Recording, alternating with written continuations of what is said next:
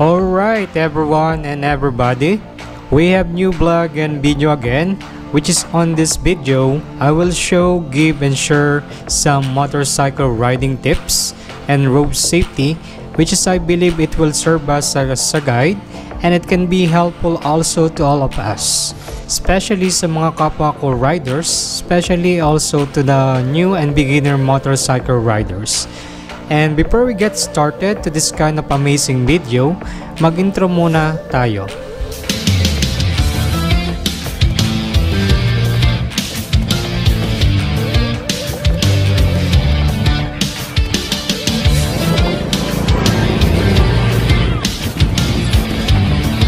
Alright, at ayun nga, at nakapag-intro na nga mula tayo para sa content na ito. So, nasabi ko nga na magpapakita at mag-share tayo ng mga counting at mahalagang information about this another motorcycle riding tips and road safety. At ang topic nga natin for today's video ay kailan, saan, sino at paano tayo pwedeng magbagal at uminto during magmamaneho tayo or magmumotorsiklo tayo lalo na sa mga public roads and highways. At bago natin simulan ng ganitong importanteng topic at bago natin simulan ng mga ganitong importanteng topics ay nagpapasalamat po muli ako sa mga bagong subscribers, followers at viewers, lalo na po ang mga loyal subscribers, followers and viewers ng channel at content na ito. Dahil po sa inyo ay nagpapatuloy po ang ating content at paggawa ng mga makabuluhang video para sa ikakabuti ng karamihan, hindi lang sa ating mga riders, kundi sa komunidad na nagnanais ng mapayapa at ligtas na kalsada at pagmamaneho. Then, kung bago ka lang, napadaan at interesado ka sa mga ganitong content or videos, paki-click naman or paki-hit naman ang subscribe button and notification bell para updated ka palagi sa mga ganitong content or videos na gagawin natin sa channel na ito. Then we have also some social media pages like Facebook, TikTok or Pinterest na pwede mo ring i-like at i-follow para update ka palagi sa mga latest updates and news about sa ating incoming contents or videos sa channel na ito. Maraming salamat po sa inyo. Alright! Let's get started na nga about this kind of exciting and important topics for this video about motorcycle riding tips and road safety. At habang ngang binabadbad ko ang ganitong kalsada sa video ito, ay simulan natin ang topic natin sa importanteng topic na ito, which is yun nga sa pagmumotorsiklo natin. So, ang unang topic na pag-uusapan natin ay ang paano ba magbagal or huminto sa isang kalsada during magmumotorsiklo tayo. So first of all dyan ay kailangan ang motorsiklo natin ay dapat nasa tamang kondisyon. Yes, tama po kayo sa narinig nyo. Bago nga natin ibiyaya ang ating mga motorsiklo, lalo na po yung pyesa ng motorsiklo na ito na tinatawag na preno or brakes, which is main responsible parts para makapagbagal luminto sa isang kalsada. Dapat talaga tiyakin na nasa tamang kondisyon ng mga ito.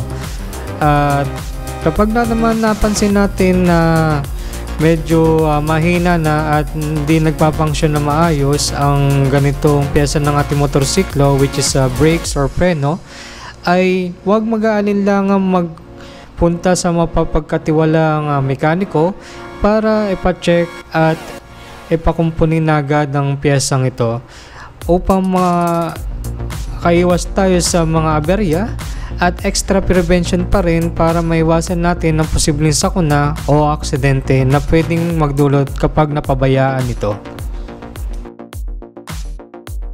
Pangalawa ay ang mga road indications, road signs at road regulation na kailangan natin maging mapagmatyag sa mga ito, lalo na kung magmumotorsiklo tayo sa mga public roads and highways. Halimbawa na lang sa basic rules ng traffic lights na makikita natin sa kalsada. Kapag nga nakita natin na naka-red or pulang ilaw ang isang traffic lights, ay kailangan na nating huminto. At kung yellow naman or dilaw na ilaw ay kailangan naman nating magbagal o manda na sa paghinto ng ating mga sasakyan. Then, mapunta naman tayo sa road markings, which is ang mga gandang halimbawa dyan ay ang mga intersection road marking sign. Consists ito ng mga paikes na sign, which is ang road markings na ito ay may ibig sabihin. Which is indication nito na nasa parte ka na ng kalsada na magkakasalubong at pati na rin ang mga sasakyan na kailangan ka magbagal o minto kung kinakailangan. May iba't ibang klaseng rules sa ganitong klaseng road markings. Natatry natin gumawa ng ganitong klaseng video sa sunod nating mga episodes sa content na ito.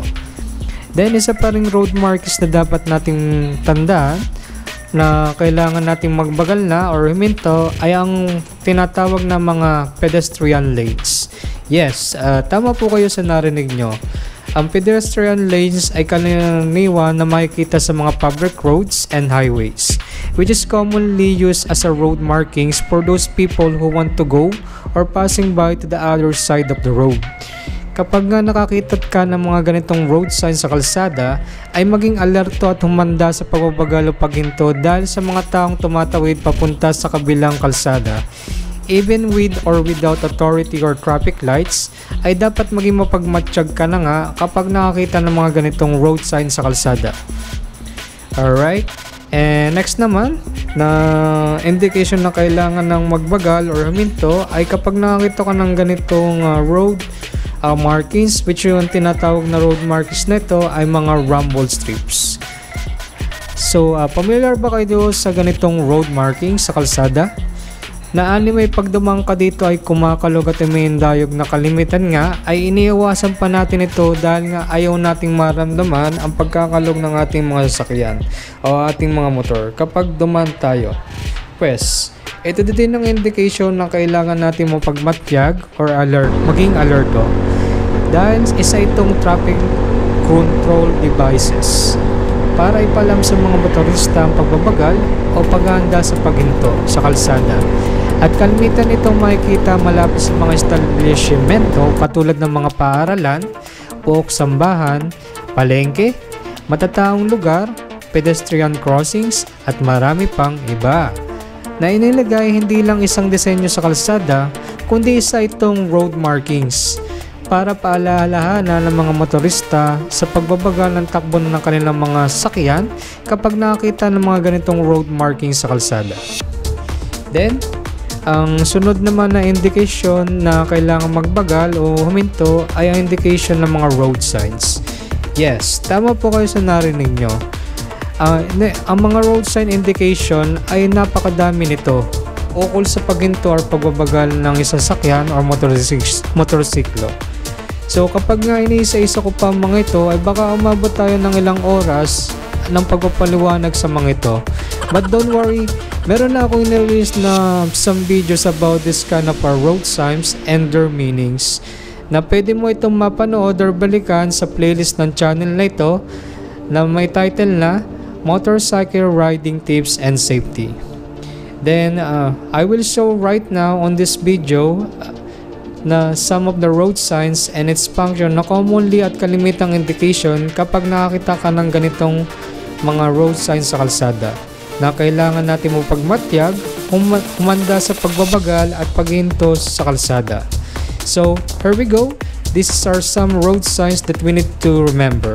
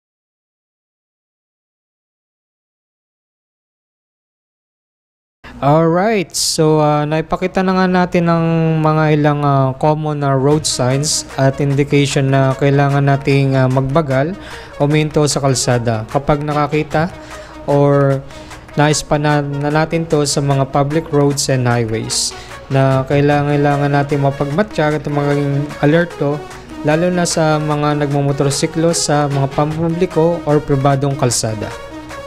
Then, ang pangatlo, pag-indication ng kailangan nating magbagal or huminto, akin ang kondisyon ng ating mga sa sarili ay nasa tamang kondisyon during magmamotorsiklo tayo sa mga kalsada.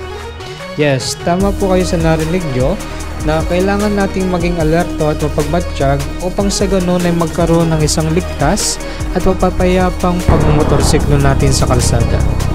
Iwasan natin magmotorsiklo na nasa impluwensya ng alak dahil kapag nga nasa impluwensya ng alak ang isang motorista ay maaapektuhan nito ang mental coordination at decisiveness niya habang nagmumotorsiklo.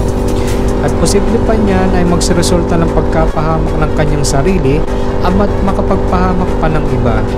Dahil sa ganitong sitwasyon, iwasan din magmotorsiklo nang walang sapat na pahinga o tulog dahil nakakaapekto rin ito sa pagmaneho ng isang motorsiklo at huwag magmaneho o gumamit ng motorsiklo kapag nasa impluwensya ng ipinagbabawal na gamot na isa sa mga bagay na hindi dapat na gawin ng isang responsable na motorista dahil sa masamang epekto nito hindi lang sa siklo kundi sa mentalidad at physical effect nito sa tao.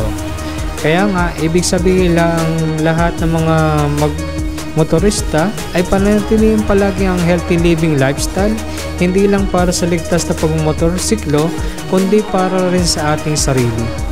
Then, pang-apat na indication na kailangan nating magbagal or huminto ay yung tinatawag na kapag nakaranas tayo nito ang mga weather and road condition, which is one of the uncontrollable things na kailangan din natin pagiging alerto or mapagmatsyag kapag naka-encounter ng ganitong mga pangyayari during or before magmotorsiklo sa kalsada, which is one of the best example na kailangan ng pagbabagal sa takbo ng motorsiklo ay kapag umuulan or rainy season. Yes, tama po kayo sa narinig nyo, which is one of the toughest weather condition na maaaring ma-encounter ng isang motorcycle rider habang nagmamotorsiklo ito sa kalsada. So bakit ko nga nasabi ito?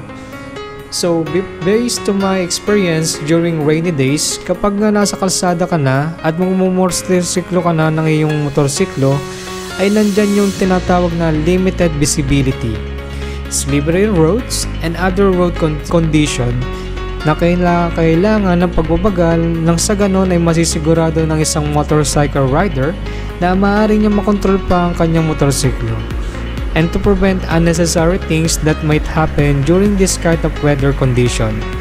Idagdag ko pa dyan ang pagiging updated palagi sa mga balita ukol sa panahon dahil makakatulong din ito para maging handa at makapag-desisyon kung ano ang dapat gawin bago or during magmotorsiklo sa kalsada. Well, anyway, marami pa din akong dapat pang i-advise about sa ganitong topic. Then, we'll plan to make this kind of topic to our next video about sa ganitong topic about sa weather and road condition on or before motorcycle riding. Na I believe na magiging guided to at helpful din to sa mga fellow riders natin. At ang panghuli na isang great advisement na may advice ko para sa indication na kailangang huminto or magbagal sa pagmumotorsiklo ay yun nga umaten at mag-invest para sa pagpapalago ng isang motorcycle riding skills. Naniniwala ba kayo dito na kapag ang isang tao ay well-educated sa isang bagay ay mapapalago niya ang kanyang sarili at sa mga bagay-bagay katulad na lamang ng skills sa pagmumotorsiklo? Napakadaming institusyon, way of learning, and online courses na nag-o-offer ng course. Some of them are free courses. Yes, tama po kayo sa narinig nyo. So, katulad ko palagi na nanonood palagi ako at nagbabasa upang mapaunlad ko palalo ang aking driving skills at motorcycle riding skills. Halimbawa na lang dito yung sa L2O or Land Transportation Office portal na maraming available dito ng mga videos at mga files na pwede mo ring mapanood at basahin to your more convenient time, na napakalaking bagay din para sa self-awareness at enhancing of driving skills. Then, isa pa nga rin na yung sa YouTube, which is one of the free tutorial and online video platform na matatagpuan di napakadaming content dito na matatagpuan about motorcycle riding tips and road safety na makakatulong sa atin para ma-enhance pa at magkaroon ng road safety awareness ang pagmamaneho at pagmumotorsiklo sa mga public roads and highways. Alright, everyone. So, kung meron pa kayong gustong idagdag, comment or suggestion or reaction dito sa video na ito, ay pakilagay na lang po sa comment section ng video na ito. Maraming salamat po. Alright everyone, dito na nagtatapos sa video ito about sa isa na namang makabuluhang motorcycle riding tips and safe road safety hatid sa inyo ni Mike Moto. At magkita-kita na muli tayo sa sunod nating videos, content at episode ng channel na ito. At muli, ito si Mike Moto TV or Mike Moto Vlog. We'll see you again guys.